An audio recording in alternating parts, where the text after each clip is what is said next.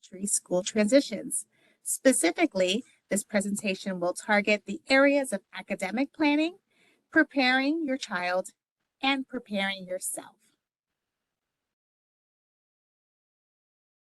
So in the chat, I'm going to try to copy this question that I would like you guys to think about and answer in the text box. When you think of academic planning, what academic skills do you typically think of?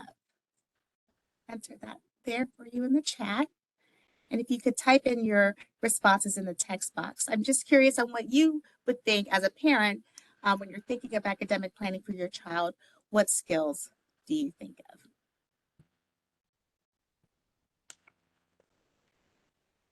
Okay, we're seeing some answers, some basic spelling, reading, writing, letter recognition. Oh, language, great, Ingrid, that's a good one. Math, absolutely. And so while subject area content, which it seems like we're getting a lot of answers for, is definitely a piece of academic planning. I see reading, comprehension, absolutely. There are other components of development to consider when we're thinking of planning for your child's education. So I'm going to go into a little bit more detail on some of those areas. Thank you all for those responses. Okay, so in this visual, you'll see several critical domains to a child's development and academic planning. So I would like to focus first on the approaches to learning that you see on the top. And that domain involves the development of a child's curiosity, their creativity, and their initiative when completing pre-academic and academic learning tasks. So when you're thinking about this area, you might ask yourself questions like, is my child a risk taker when it comes to a new activity? Or do they prefer to observe and maybe watch before participating? Some other questions could be, do I notice that my child's attention is better or weaker in certain activities? So maybe you notice, when it's math, they're super attentive, and maybe when it's reading, you're starting to be easier to be distracted. So that's all in the approaches to learning. So how do they approach learning activities? The next domain is cognitive development. So that domain talks about how does a child receive and process information. So that involves thinking, reasoning, problem solving skills, attention, and memory. So when you're younger, some of those cognitive skills may include focusing on playing with a toy for a few minutes, completing simple form board puzzles, or fighting a hidden toy. Now, as children start reaching that preschool age, those skills become more complex, and they may involve matching colors, shapes, discriminating between letters and numbers, and attending to group tasks with less adult support, as well as reciting lines, so memorizing lines from songs and books. So taking note on your child's cognitive development by informally monitoring those skills at home will help assist in that educational planning process. Now, the next area, I think it was Ingrid who mentioned this, is language development. That is so crucial to a child's development. So that domain addresses what your child can express and how they receive and process information. So expressive communication is basically how your child communicates their wants and needs, and also includes how your child uses language to communicate socially. Receptive communication will involve your child's response to verbal directions, questions asked, and response to linguistic concepts. So when we're thinking linguistic concepts, those could be like following directions that involve prepositions. For example, put your shoes behind the couch, or put it in between the bookshelves. Now, the next area, health and physical development, that talks about the child's physical well-being, knowledge of their body, health, safety, and nutrition practices, as well as motor skills. Motor skills are essential when you're planning your child's access to a learning environment. So some examples could include gross motor skills. So how do they play on playground equipment or participate in physical education? And how they use those fine motor muscles to color a picture, maybe cut out a shape during an activity, or write their name. And the final domain, and definitely a very important domain, is the emotional and social development. So that includes the child's experience, expression, and management of emotions, and their ability to establish positive and rewarding relationships with adults and with peers. Emotional regulation in young children involves identifying emotions like happiness, sadness, anger, scared, and managing their feelings. Now, the social development piece looks at the quality of social interactions with adults and peers. For example, does your child play cooperatively in a group, or do they prefer to play alone? Does your child initiate social interactions, or do they only respond if an exchange is initiated by someone else? All of those skills would fall under social development. So what set of skills should your child know in each of these developmental domains? In 2017, Florida adopted a set of developmental standards from birth through 5 years of age. These standards are the Florida Early Learning Developmental Standards. So skills are listed within age time frames, and the skills that are listed are expected to be mastered by the end of that age-related time frame. Those set of standards are accessible on the floridaearlylearning.com website. To access the standards, you would select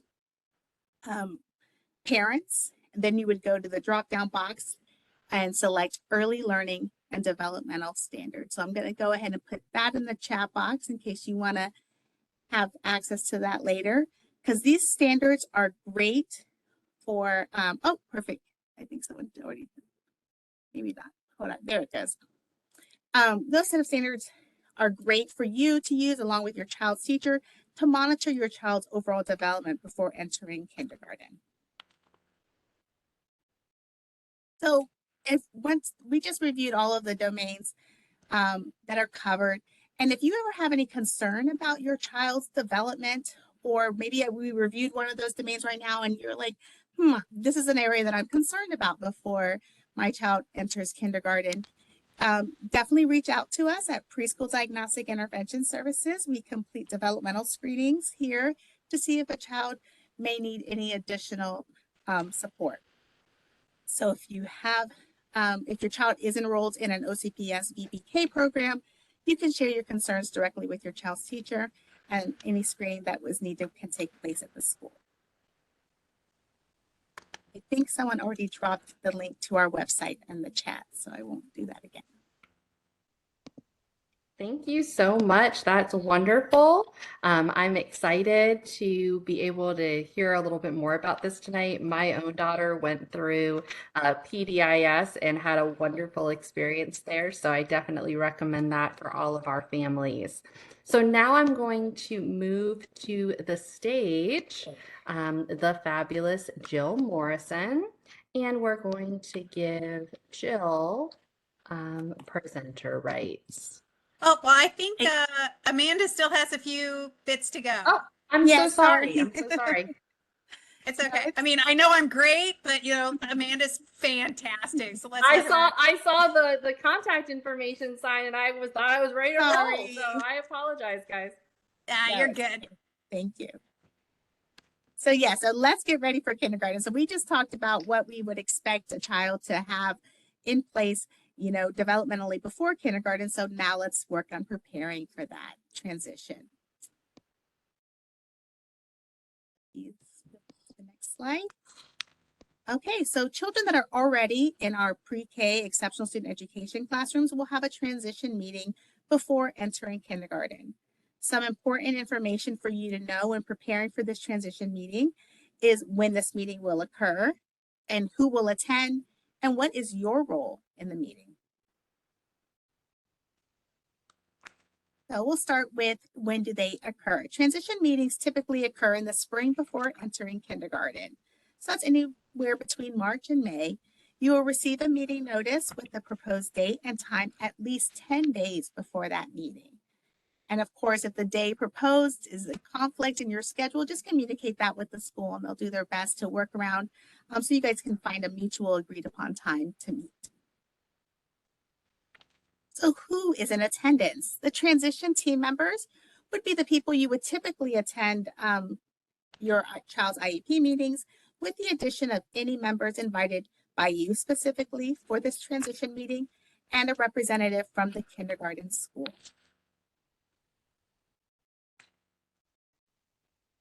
Information you can bring to the meeting includes a list of your child's strengths and challenges. So these can be related to the developmental domains that we have previously discussed.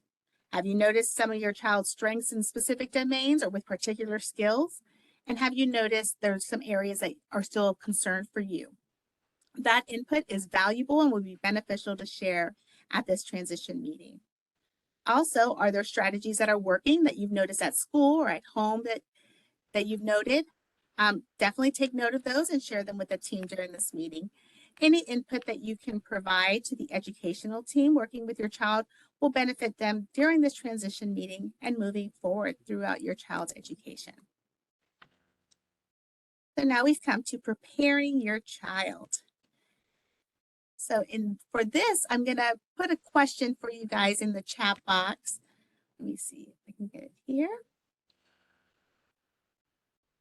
And it's asking, what are some examples of changes in your own life that have required preparation? So think of, the last time you really had to prepare for a change. It could be finding a new job, or maybe you had a recent move. Just would like you, if you could, just list some examples of things that as an adult you've had to prepare for as it relates to transitions. So I know recently a lot of people have had job changes, lots of moving, just changing schools, yep. And of course, with the pandemic, there are lots of changes to people's routines. Sometimes we had preparation. I see moving to a new house is one. And sometimes we haven't, we've had time to prepare, and sometimes we haven't. So this is a transition we know is coming up for your child.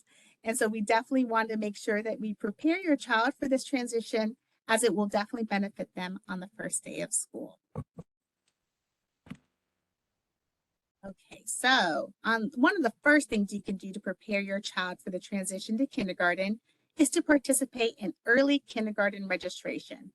Each spring, elementary schools across the district announce their kindergarten registration events. So check with your child's zoned elementary school for information regarding those registration events. When you have an opportunity to tour the school, take pictures of the school. And if you can, take pictures of your child at the school in various settings. And you're going to see why this is important coming up. Every school also has a Meet the Teacher event, which allows your child to visit their new school with you, see their class, meet their new teacher. It's a great way to build excitement for your child's transition to school. Also, shopping for school supplies is very fun. Basically, any chance you have to discuss this transition and prepare for it together as a family will only benefit your child's preparation. Now, if you anticipate that your child may need a little bit more preparation than just school supplies and Meet the Teacher, one great resource is the use of social stories. So social stories are short stories that describe a social situation and walk the reader through a way to manage or handle the situation. So there are many pre-made social stories available for download online. One popular site is that of Carol Gray. So she's completed extensive research on the history and use of social stories, and she provides parents as well as professionals with free samples of social stories on various topics. While it may seem daunting at first, social stories are relatively easy to create, and parents, you can use your own pictures. Remember the ones I suggested you took when you toured the school, to create a personalized social story for your child. Once a social story is created, you can read it with your child as much as you think is needed to help them prepare for that transition to school. So let's look at what a social story could look like for your child. So on the screen, you're going to see some sample pages that were taken from My New School. It's a social story that was created by Preschool Speech. One of the first things you'll notice if you look at the excerpts from the social story is that it's written in the first person. So it talks about my school and I'm going, and this is my playground. I will ride the bus. So all these I and first person languages are so crucial when you're developing a social story. They're intentionally written in the first person because it gives the reader ownership over that narrative. So in the My New School social story, Each page talks about the picture shown, and it helps the child prepare to transition to the new school. You can use as many pages and pictures as needed to create a social story for your child. Your child may not need to have photos of every entrance or hallway, but they may need to see a picture of a bus similar to the one they may be riding for the first time. You can also use photos of your child's teachers and any therapists who may be working with them at school. So now that you've worked on your child's academic planning, you've got your to-do list and activities to complete to help prepare them. But now it's time to prepare yourself.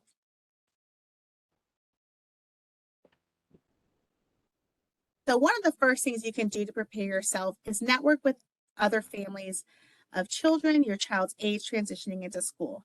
Perhaps you know them from your child's preschool or VPK classroom, or you've met them in kindergarten registration. Networking is an excellent way for you to connect and get support from families who are going through the same transition. You can also meet these families by joining the school's parent-teacher associations, PTA. And at this point in the transition process, you have likely met a few of the educational professionals working with your child. It is important for you to continue to keep the lines of communication open between you and your child's academic team. And finally, a great way to stay involved in your child's education is to become an additions volunteer.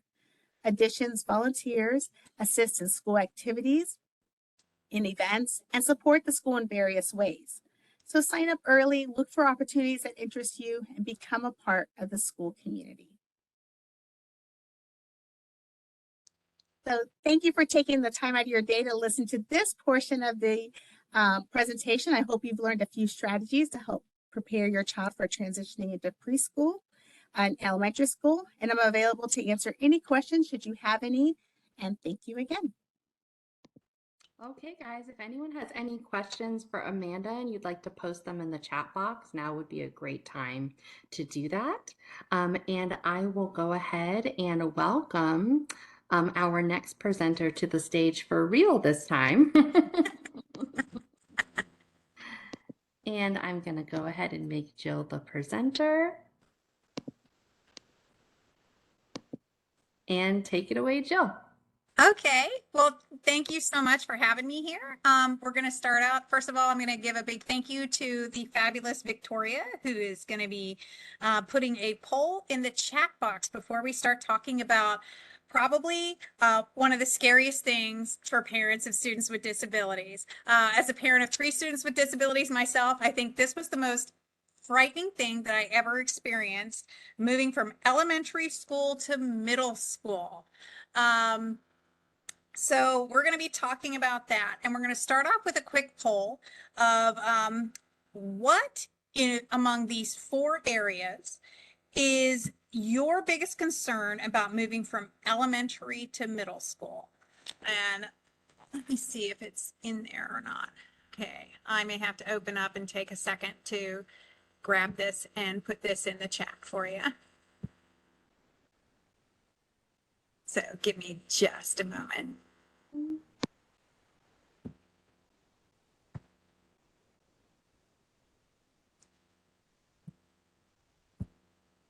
And if we could move the slide forward. I do not have the ability to move the slide forward. There it is. Okay, there we are. The biggest, okay. Which among these is your biggest concern? Is it 7 different classes or teachers? Is it increased classwork or homework? Is it a later start and end to the school day? Or is it the social part and your child making new friends? So just put A, B, C, or D in the chat, okay? This is the scariest transition, as I said, for most families. There's a lot of factors involved. There's a new school. There's entering those early teenage years. There's that physical change that's happening to their bodies. There's those first real assertions of independence as they start, becoming more adult and more mature. The increased personal responsibility for homework and projects. E, all of the above. I should have put E. I see that now. I should have put E. All of the above is the overwhelming answer. Okay, so let's dive in and hopefully allay some of these fears as we discuss what families can expect for students with disabilities in middle school. Okay, First of all, we need to talk about the 2020-2021 legislative session and House Bill 173 that changed the mandatory guidelines for the state of Florida in regard to beginning post-secondary transition planning for students with disabilities. Now, post-secondary transition is after high school, and that is starting earlier now. According to this new House bill, the post-secondary transition planning for students with disabilities, instead of beginning at age 14, the mandatory age is now 12 years old or the beginning of their 7th grade school year, whichever comes first. There's new IEP requirements for students with disabilities also. Number one is that an IEP team is required to start the transition process during the student's 7th grade year or when the student attains the age of 12, whichever occurs first. An IEP team is required to have an operational plan in place that is implemented on the first day of the student's first year in high school or when he or she attains the age of 14, whichever comes first. And a statement of the student's intent to pursue a standard high school diploma must document discussion of the process of deferment of a standard high school diploma and a signed statement of the student's intention to defer the high school diploma. That's required if applicable. School districts are required to provide a student with a disability and his or her parent or guardian information on school-based transition programs and services available through Florida Center for Students with Unique Abilities, the Florida Centers for Independent Living, the Division of Vocational Rehabilitation, the Agency for Persons with Disabilities, and the Division of Blind Services. So there is a lot that has changed. Now let's look at this chart. All students with disabilities, including students with the most significant disabilities, will be supported during their transition into middle school. Transition activities and responsibilities for school personnel, families, and students are included in this chart. The upper elementary and middle schools are responsible for providing students and families with the information and support they need for a smooth transition.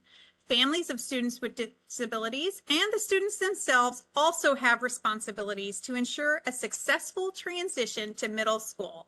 For families of students with the most significant disabilities, the transition activities are especially critical time to work with the school personnel to ensure your students' needs will be met.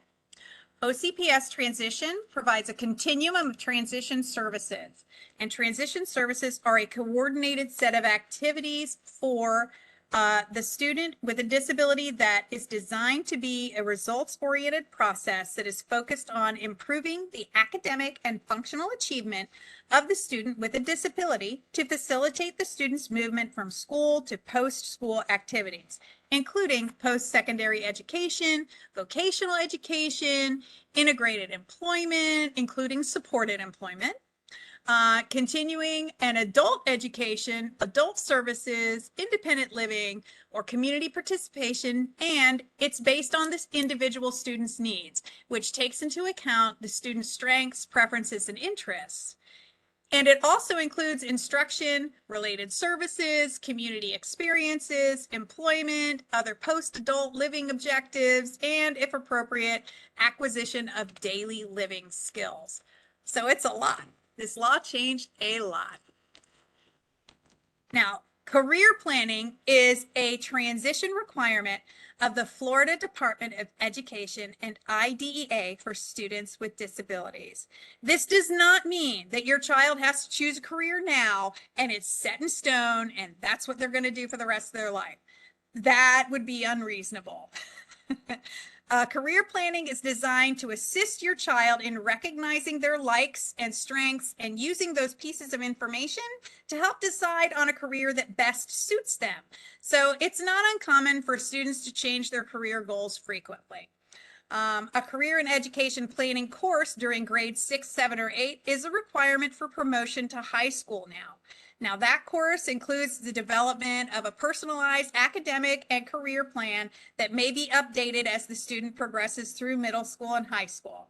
Their career plan will emphasize the importance of employability skills and will inform the students of high school graduation requirements. The 4 phases of career development have been defined by the Linked Learning Alliance's Work-Based Learning Subcommittee as follows.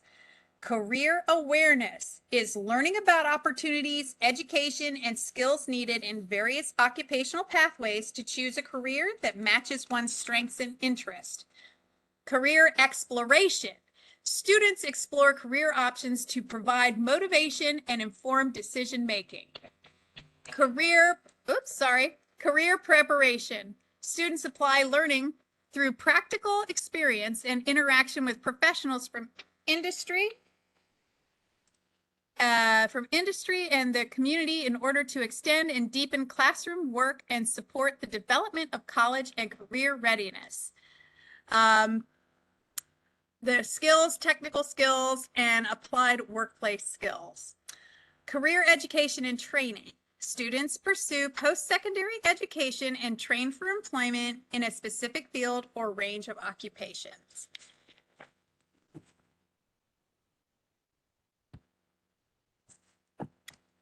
A quick overview of middle school academic requirements for students in general education, as well as access points modified curriculums are, number one, physical education or HOPE is required one semester each year for students in grades 6 through 8. One course in career and education planning that results in academic and career plan, which is to be completed in grades 6, 7, or 8.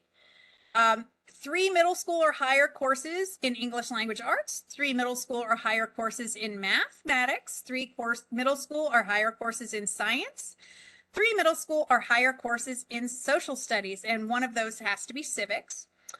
Now, maybe you noticed that the middle school grades course requirements allow students to take high school level courses that not only satisfy middle grades promotion requirements, but also count as high school credit.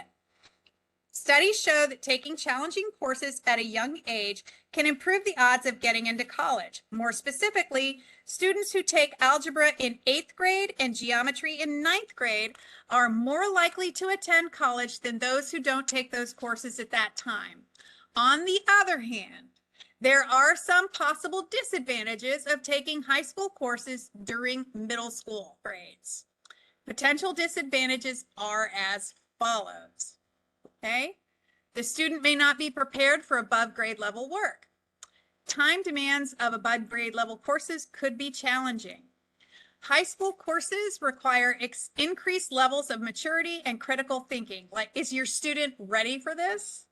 Middle school level high school courses that are not successfully completed at the middle school level can negatively affect the student's grade point average, or GPA, which has the implications for graduation and post-school options.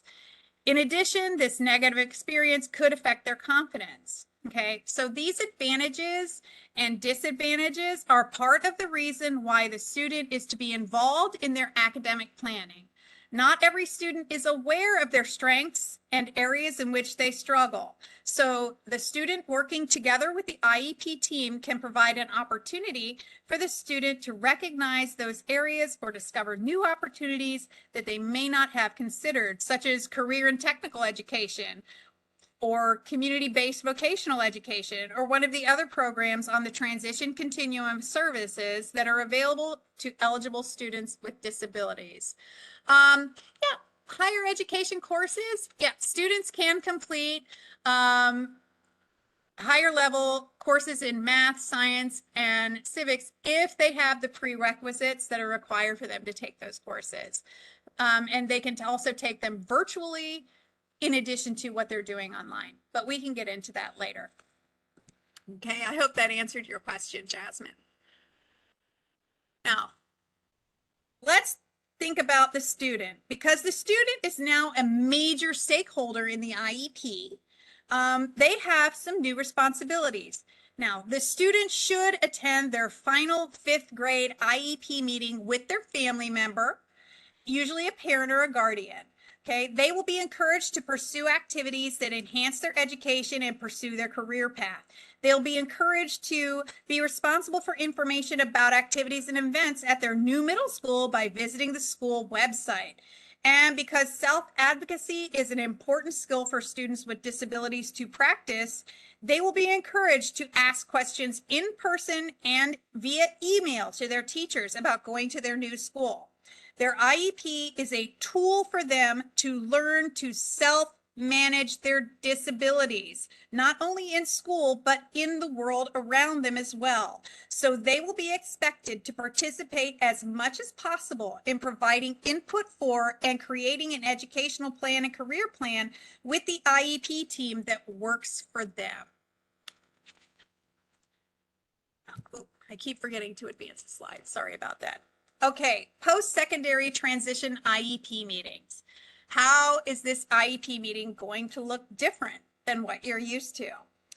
They are slightly different than what elementary school IEP meetings look like. First of all, your student is now a major stakeholder in the IEP career planning, so your student will be invited to all IEP meetings moving forward from their 12th birthday or 7th grade year, whichever comes first. Even though your child has 7 different teachers now, teacher attendance at these IEP meetings is not required. Teachers will submit information in regard to your student on a teacher observation form, so the meeting will not have as many in-person participants that you may have now. Other individuals who may be invited will now possibly include vocational rehabilitation representatives or representatives from other outside agencies that provide resources to that your student may require as they get closer to the age of maturation, which is 18. Okay. In preparation for high school career and career transition planning inventory, you will have, and you will be provided with a career or transition planning inventory to complete and bring to the meeting along with the usual information that you typically bring along. A summary of items that are unique to the transition IEP and begin at age 12 include parents must be notified that the purpose of the IEP meeting will include the development of a statement of needed transition services. The student must be invited to the IEP meeting now. Age-appropriate transition assessments indicating the student's strengths, preferences, and interests are documented and aid in the development of post-school goals that must be in place by the age of 16. You will begin identifying transition services, the transition service needs of the student through annual goals, short-term objectives, benchmarks, or services. You will document the need for self-determination and self-advocacy instruction in the IEP. You will discuss measurable post-secondary goals based on age training, employment, including career goals and independent living where appropriate. At age 16, the measurable post-secondary goals are required to be developed and documented in the IEP. You will document the diploma decision and the student's course of study. There will be representatives of any agency that may be responsible for providing or funding transition services must be invited to the IEP meeting pending permission of the parent or the student who has reached the age of majority. And ideally, parents and school personnel should find opportunities for students to exercise self-determination and self-advocacy during IEP meetings. Student participation and leadership is a valuable experience that helps prepare students for a lifetime of self-direction. Now, in the chat, there just got dropped, hopefully a link for Project 10. It is fabulous. The Florida Department of Education Bureau of Exceptional Student Education provides free downloadable information about transition on the Bureau's Resource and Information Center, Bureau Publications and Presentations website. Because transition is such a broad topic, there is not enough time in this session for me to address all the facets of transition. So I have amassed about 75 resources with links that cover nearly every topic associated with transitioning from elementary to middle school and beyond. So keep your eyes posted in a chat box because I have them all in one document for you. This will help most families gain access to resources regarding elementary to middle school transition in the areas of academic planning, career pathway, social self-development, community involvement, independent living, post-secondary education, and looking ahead to adulthood. And I think that is possibly the second one. If that isn't incorrect, right now I'm putting my information in the chat box. You can email me, and that is my cell phone number should you need to call me to get more information about your student, because sharing that personal information on this webinar is not advised. All right. If you have specific questions about your student, please visit the ESE OCPS website to submit a parent support ticket. And we will respond to your parent support ticket within 2 school days with a phone call. And that is the OCPS Department's Exceptional Student Education website. Okay, and finally, here's another poll to end it out. Was this information helpful? A, yes, or B, no? Anyone? Did I go too fast? I hope I didn't go too fast. Okay, so, oh, good. I'm so glad it was helpful for everyone. A lot of the information, Amanda did such a great job about telling you about volunteering and how to have an impact and the social and emotional stuff. So I just didn't want to repeat all that because she did so amazing on getting it done, but all of that applies in middle school as well.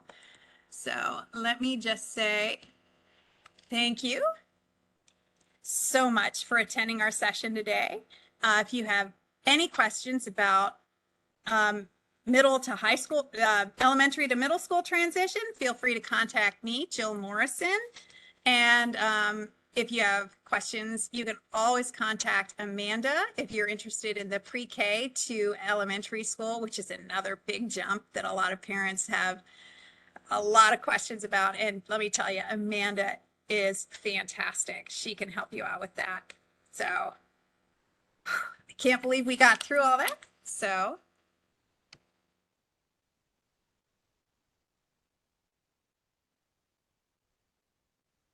oh, wow. There's a lot in the chat box. So you can share your feedback with us. And if anybody has any questions for Amanda or myself, please feel free. Thank you guys so much. This was invaluable information. I really appreciate you sharing all of this with us. In the chat box, I did see there were still a few more questions about advanced coursework. So I posted a copy of our student progression plan for you. And I also posted a copy of our dual enrollment options. There are dual enrollment options as soon as middle school for our families. And just because I think you guys deserve a little bit of an extra bonus, I'm going to post a link to our middle school pathways sites as well, just so that in case that helps any of our elementary families, you are aware of that. One thing I did want to mention, which you may not be aware of now, families, is that our magnet school application window is currently open. So if you are looking for that perfect fit for your student and it is not at your current school for whatever reason, you can certainly check out our school choice website and consider, as you are making those transitions into elementary school or into middle school, what other options might be the right fit for your student. And you should have gotten information about that in your email and voicemail from OCPS earlier this week. I will also, however, drop that into the chat for you now, just so that you have it and you can access it easily. Victoria did post in the chat and on the screen a link for feedback. We would love your feedback on this session, and it will only help us make everything we do stronger. So please feel free to place that there. We are going to be placing a recording of this session on our OCPS Families YouTube channel within the next 24 to 48 hours, and a link to that YouTube channel has been placed in the chat box as well. Are there any additional questions that either of our panelists can answer for you? I'm going to look quickly back through here, make sure we got everybody's. Okay.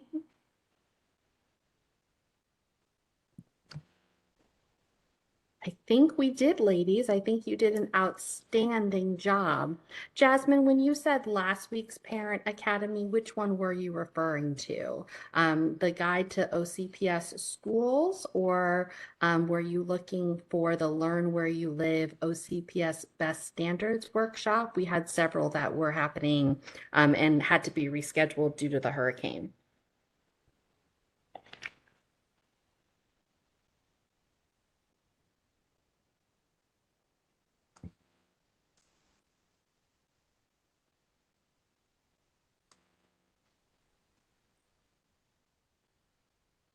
But we will make up all of the parent academies that we needed to reschedule because of the hurricane in early December.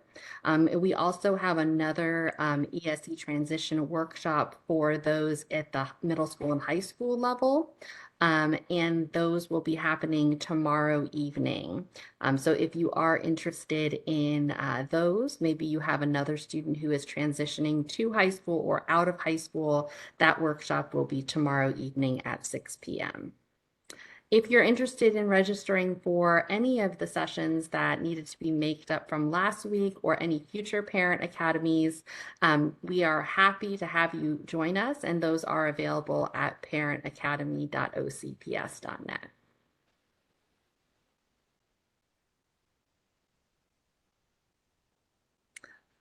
Okay, I don't see any more. Yes, thank you so much, Victoria. Our OCPS Knows Best information about the elementary school and middle school and high school ELA, English Language Arts, and Mathematics standards, and the new Florida assessments for student thinking. One of our workshops will be on December 7th, and those are being offered in various places around the county. And those include Piedmont Lakes Middle School, Roberto Clemente Middle as well. And you are welcome to join us at either of those locations, no matter where you live. And we will be adding a third site in the East Learning community shortly.